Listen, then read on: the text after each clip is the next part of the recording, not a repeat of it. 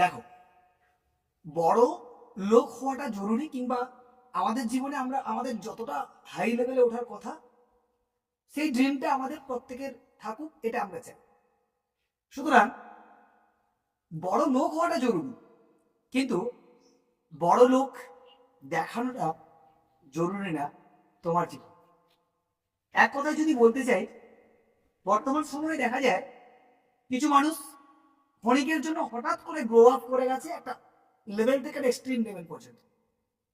তাদের শুধু দেখানো, তাদের প্রেজেন্টেশন গুলো আমাদের চোখে পড়ে, কিন্তু তাদের ভেঙে পড়াগুলো আমাদের থেকেও তাদেরকেই বেশি মর্মাহত করে।